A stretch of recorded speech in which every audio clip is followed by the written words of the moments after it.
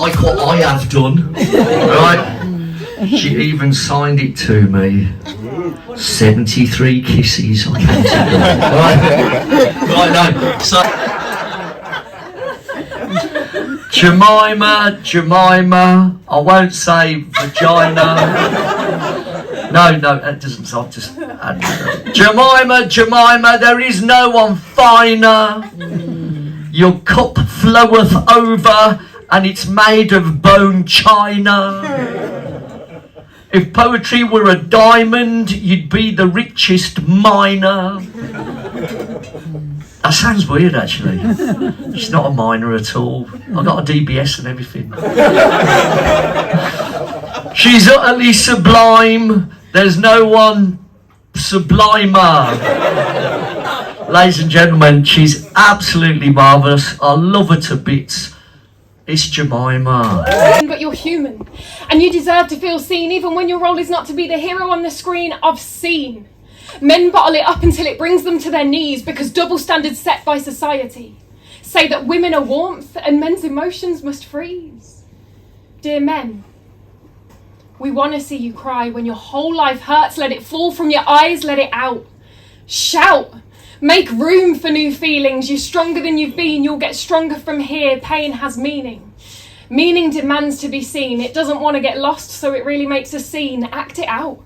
Let the meaning take the lead. Let it guide to what you need. Let yourself pay heed. I've seen men bottle it up until it brings them to their knees because double standards set by society say that women are warmth and men's emotions must freeze.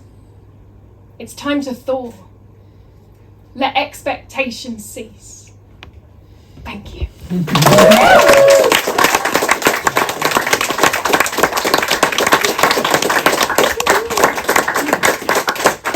I'm supposed to do this after all you did that. After crying about 10 times at the back of the room, now I have to do this. Thank you so much. This is incredible. The biggest thank you I need to give to start off is to Spoz, Jez, and to Holly, who can't be here today. Because they make up the word association. They put on so much important, incredible stuff for everybody to promote mental well-being. And when this started and I was asked to be a part of it, I could not have comprehended how far this night has come. It's become such an accepting, understanding, safe place for everyone. People are sharing things for the first time, and that just warms my heart. This place has become a second home with everybody who works here and looks after us. So thank you guys for making this happen and for letting me launch my book here. That's pretty incredible. I've got a book, by the way.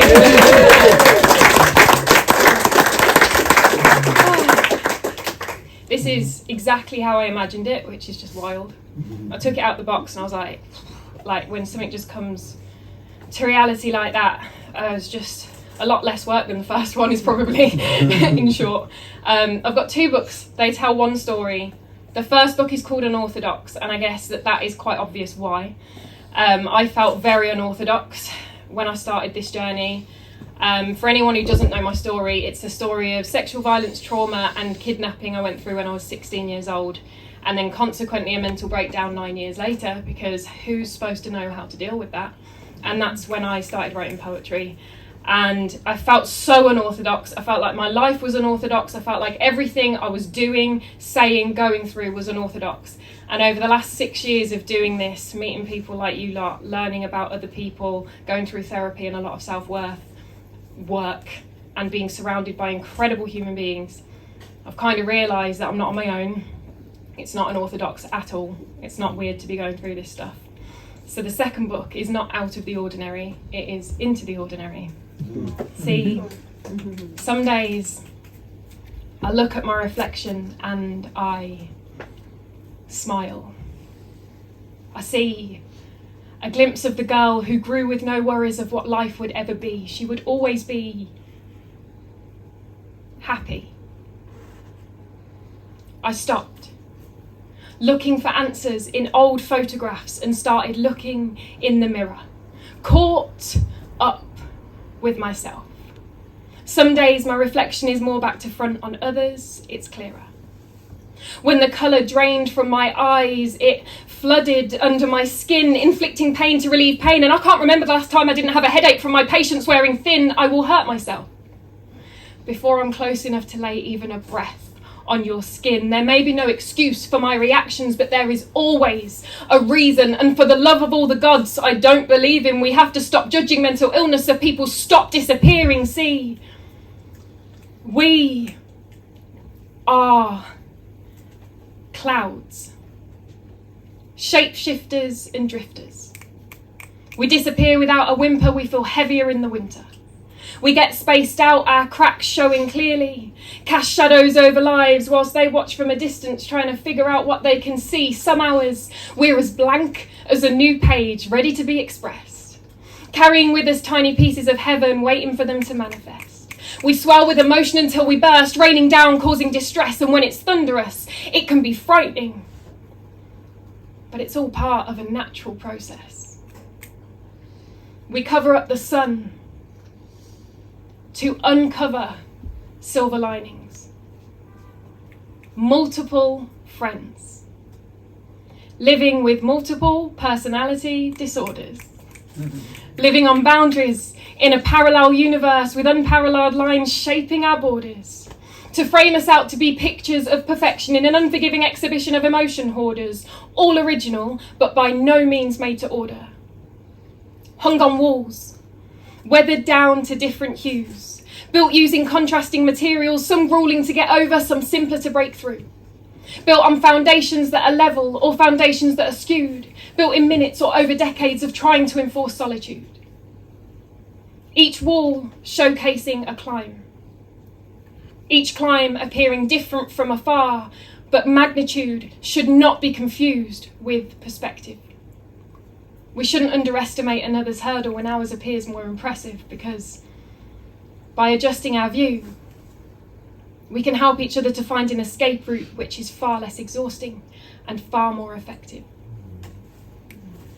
For example, I'll set the scene. I'm at Grand Central Station, Birmingham, and unlike my anxiety, the train is late. Destination, indefinite. Well, I'm heading to London, but there's a confined space to contemplate before there's a destination to navigate. If I allow future thoughts to formulate, they'll accumulate at an alarming rate into an elaborate reason to eradicate what could otherwise be great, enabling my head to gain weight and my anxiety to dictate my next move, whilst my pupils dilate until they're narrow enough to miss the train arriving at platform 8, thereby retreating to accommodate my ability to exacerbate everything, leading to at least 3 days in which I hibernate. Now, I know it's been there for some considerable time, but today I am convinced it's there for me. My favourite colour, sprawled out seductively, in all its glory, assuring me a lifetime guarantee, as long as I, train approaching, stand behind the yellow line. Respect, forbidden territory. And I'm boarding, having waited tentatively behind my yellow line. Way behind. Behind everyone else who knows their boundaries a little clearer than I know mine. The doors breathe out, sealing me in just in time. Along with the air. The only air I'm allowed for the next 139 minutes. The cogs begin to grind under my feet and in my mind. I have a seat, a relief. I didn't have one assigned, and this carriage is currently nurturing 1/4 of mankind. Opposite, a middle-aged guy. Casual trousers, but with a shirt and a loosened tie. Friendly face. Smiling eyes. Or suspicious. I can't yet decide, but I didn't reserve any air either, and he and I are supposed to share the same supply. A voice booms from my right. Is this seat occupied? He's elderly and slight. My lips stay close to airtight for my one-word reply. Do I have to sacrifice mine if the pregnant lady 3 rows down needs me to oblige because she's breathing for 2? My action should coincide with health and safety guidelines. I breathe discreetly, acknowledging it's one of my worst habits. My desired window seat and escape away from the onboard traffic. But the reality in passing only wreaks havoc with my panic, and how you're supposed to ground yourself when every movement is mechanic. A second train screeches by like a flashback screaming through my mind, makes my heart and breath skip both at the same time. No, I needed that breath, I'd only counted up to 3. Each in-breath is supposed to last up to 5. Air distributes evenly between available lungs, but I require more after the surprise that's just been sprung. The old fella's wasting his on a tune he's decided to hum, and a teenager is expelling one air pocket with every careless chew of their gum. No one will share. Not that I've asked. I don't desire to conversate with smiling / suspicious eyes guy opposite who has crumbs falling in his lap, who learnt to chew in a helicopter, each mouthful leaving my eardrums mashed, every unconscious tap of his foot forcing my senses into a train crash, and he's looking at me. I can feel his eyes penetrating my cheek. He wants a chat to help time pass, but we have nothing in common except our love of egg and cress sandwiches and our preference of inhaled gas. He should follow the old guy's suit and settle down for a nap rather than catering to my every distaste, provoking a respiratory system collapse. If he doesn't stop, I'm gonna do nothing, let's be honest, except sit in discomfort and despair, breathing politely through the involuntary caress of my every sense assaulting me in my chair, imagining the power lines overhead could shock some sense out of me, leaving me less aware, as though causing torture to relieve torture acts as some sort of repair. I like your hair. My eyes dart around, searching for the bullseye. Someone's inhaled too much. I need to suss out who looks high. My movements are becoming shaky. I'm the one who's looking sly. This is the third time my in-breath has had to be retried. I like your hair. Avoid eye contact. Just act shy. I'm not guilty. Why is my instinct to get up, run and hide? All I've done is comply to make sure we all get through this ride, and now my efforts have gone awry and I'm in a lineup being identified. Tiny sounds magnified, air almost completely dry. I want to speak to clarify. If I open my mouth, I'm going to cry. Your hair. It's nice. And the first stop is in 2 minutes if you need to step outside. I gaze past a piece of cress balanced precariously on his thigh. Cautiously find his eyes. I know how it feels. I'm probably not the one to give advice, but count your breaths. This will pass, and the air will replenish each time people alight. Air seeped in every so often. During the constricted travel, he encouraged my breathing to soften. I questioned him on his mismatched choice of attire. He explained how travelling in his full suit makes his chest feel on fire. Maybe I'm buying suits one size too small, he laughed. But I'd rather travel comfortably and look like a fool than breathe in gasps. And I'd love to be able to pass the time like that. He pointed to the elderly chap. But my anxiety would think I was trying to lure it into a trap. He smiled. I smiled back. 100 minutes passed in a back and forth of deep breaths and light conversation. He caught up with my racing heartbeat every time he sensed its escalation. His stop came one before mine. He stood, looked into my eyes, and spoke to my heart. You're going to be just fine. Then he waved me goodbye at the window, and I felt like a movie in black and white. Although each breath from here took more concentration, I took each one with a smile. As I approached London Euston, I realised I didn't even ask his name. But it turns out he has smiling eyes. And maybe he'll remember the girl he helped on the train. I'll remember him. How he complimented my hair. Our shared sandwich preference. But most of all, the kind man who shared with me his air. Thank you very much.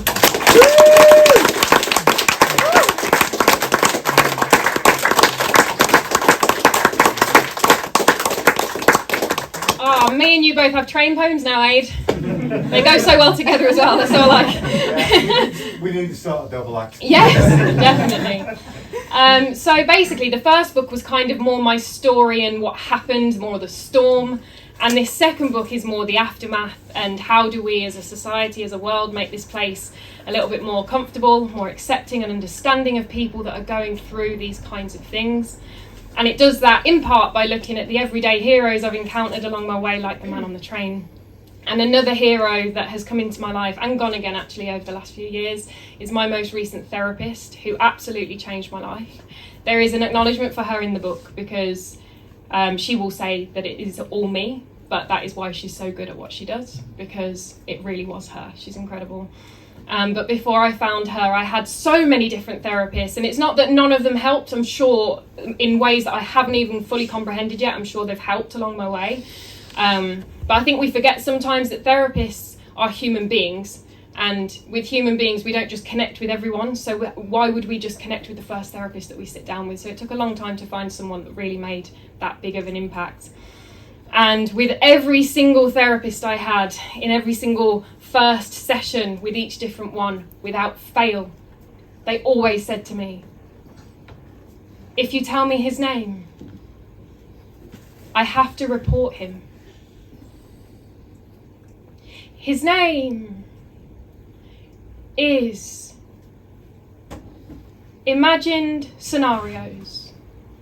It's planning her escape route. It's staying light on her feet. His name is walking fast. It's blocking her path. It's lingering in back streets. His name is hair tucked in. It's crossing the road. It's taking a fake call. His name is pulling over, asking her for directions instead of the man ahead who's built and 6'2" tall. His name is following her around the stall. It's brushing past. It's touching the small of her back. His name is staring at her. It's waiting for her. It's look at the rack on that. His name is 999 already dialed. It's stripping her of independence. His name is keys in between her knuckles. His name is a never-ending presence. His name is avoiding public transport.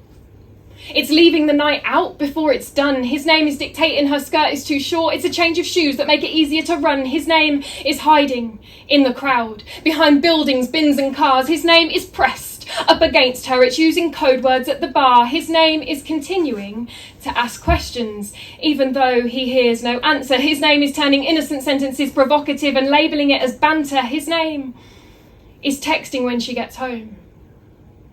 It's walking clear of alleyways and ditches. His name is catcalling and dog whistles, but we're not pussies and we're not bitches. His name is pepper spray. It's a rape alarm. It's impacting her mental health. His name is triple checking a taxi number plate. His name is her not leaving her house. If you tell me his name, I have to report him. His name is abuser. His name is depression. His name is anxiety. His name is fear. His name is panic. His name is PTSD. His name is nightmares. It's in the dark. It's lodged in my memory. His name is control. It's impossible to console. His name is me, never being free. If you tell me his name, I have to report him. His name is rapist. It's judgment. It's a man phoning from victim support. His name is men have torn me down and I'm supposed to let them build me back up. His name is taking me to court. His name is behind closed doors. It's loud noise. It's sudden movements. His name is driving too fast. It's never in the past. His name is yes, but can you prove it? If you tell me his name, I have to report him. His name is knowing if I say it, it's me who's more at risk. It's keeping myself out of danger in turn, doing the same for him. His name is being so short of options it makes me physically sick. If you tell me his name, I have to report him. His name is in safe hands. Her name is never going to feel safe again. Her name is affected, disconnected, neglected and disrespected. His name is going to haunt her. His name is going to take her life. His name is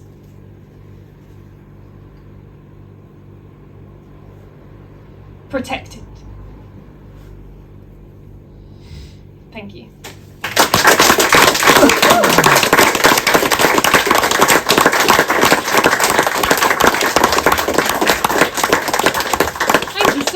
This has gone really quick. I've got one poem left. Thank you so much for listening to me. When I was putting the set list together for this book, I was really worrying because I didn't know how I would tell enough of a story without the first one. There's so much content in the first one which explains why I'm doing the poems that I'm doing today.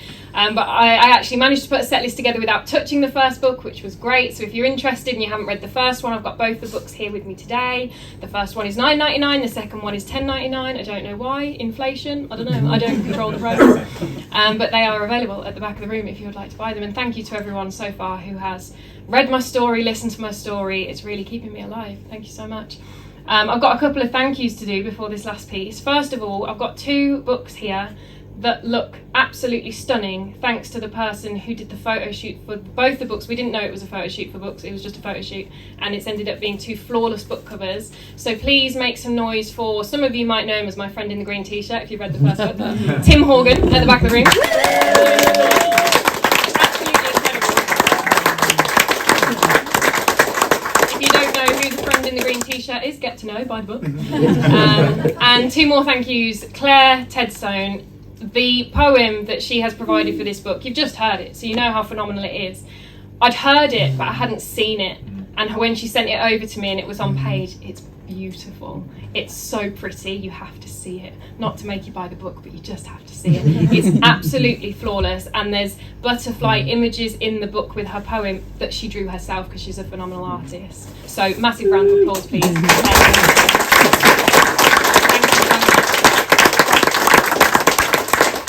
Finally, James Scott Howes, who obviously isn't here tonight, he's on his honeymoon in Japan, all right for some. And he also provided a poem for the end of this book, and it's all about men's mental health, which is so important. And both of those poems just round off the book absolutely beautifully. So thank you so much to him.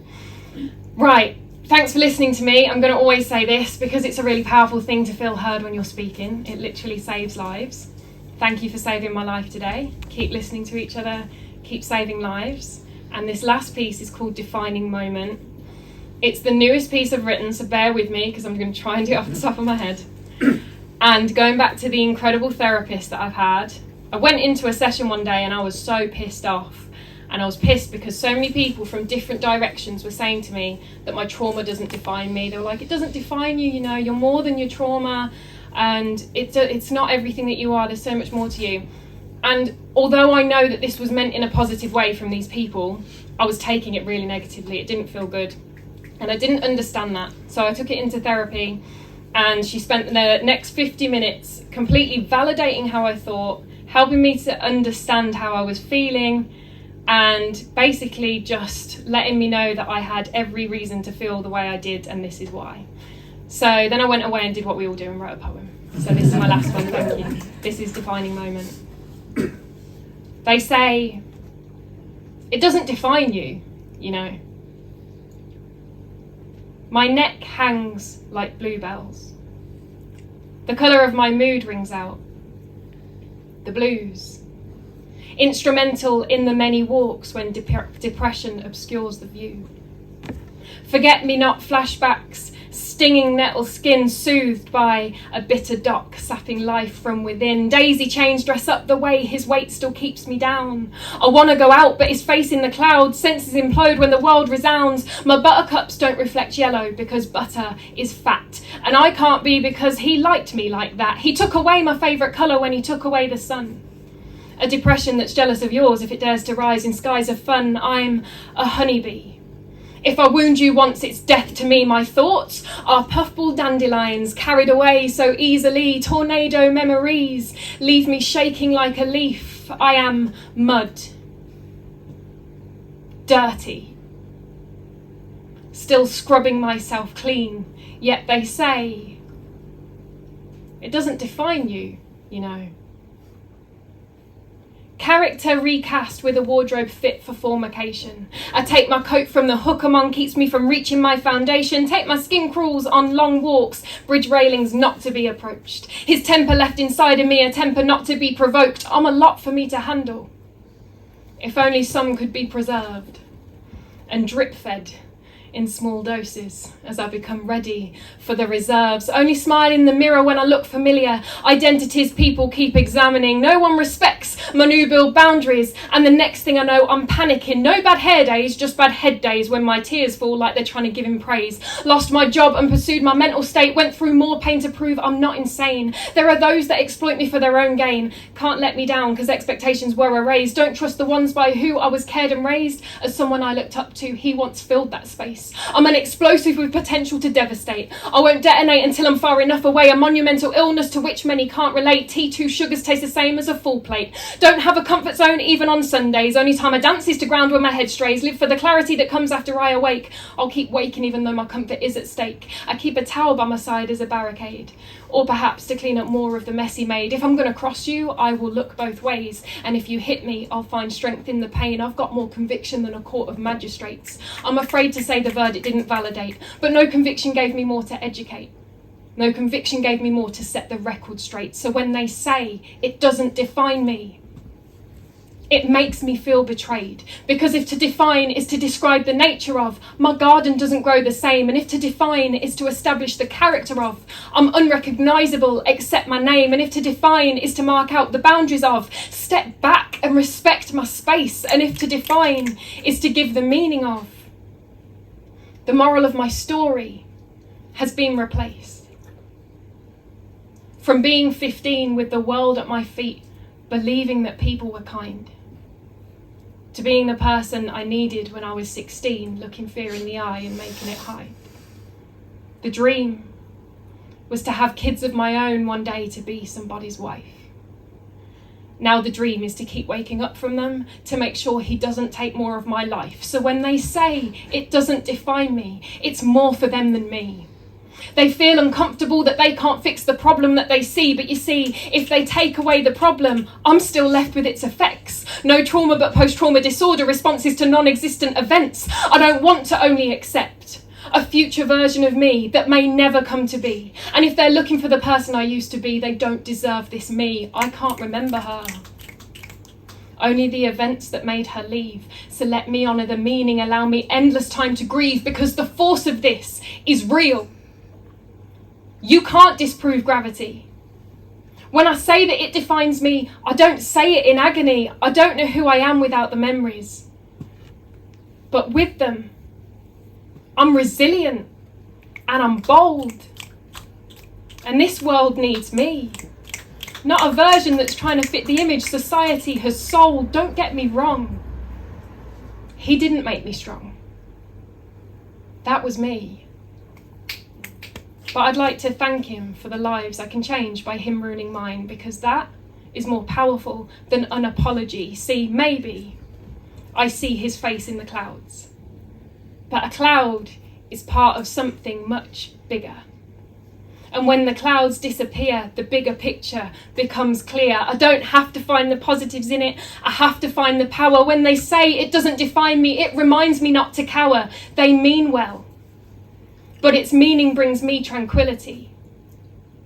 If every day is a gift, I'll accept the worst ones and use them to the best of my ability. When they say it doesn't define me, they undermine the position I'm in. A defining moment is being urged to make a pivotal decision. And every day since, I've had to decide to keep living. So, to who it may concern, it's not yours to take away. You can stand with me until the clouds disperse, but the weather isn't yours to change. You can be a part of the bigger picture, but you can't return the gifts he gave. And you can't say it doesn't define me when it explains who I became. Thank you so much.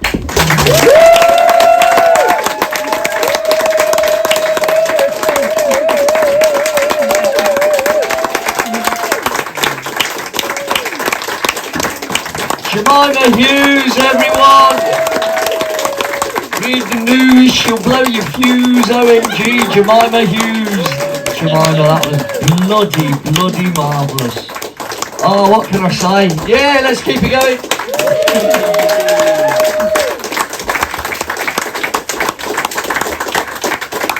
Oh, that was worth making my bum numb, that was. Properly ace. What can I say? I'll try not to put you on a pedestal, as that's not fair on anyone. But I see your heart and soul when I listen to your poetry, and I'm gone. Lost in your words, I feel it to my core. I wince in pain at every full stop, each verse so raw. I want to find the people that hurt you and tear them limb from limb, but without the emotional scars you own, your new journey couldn't begin. So although I wish I could take it away, the hurt you felt inside, you found the light to blind them with. You tell your story with passion and pride. You inspire another generation of sufferers to step out into the light. You let people know they are not alone in this, and you show them how to fight. For your words have such an impact, they will punch and kick and scream at anyone who chooses to bully, rape, assault or demean. Your poetry is a battle cry. It says, I'm not through with you yet. To all the bastards of this world, it's a promise and not a threat.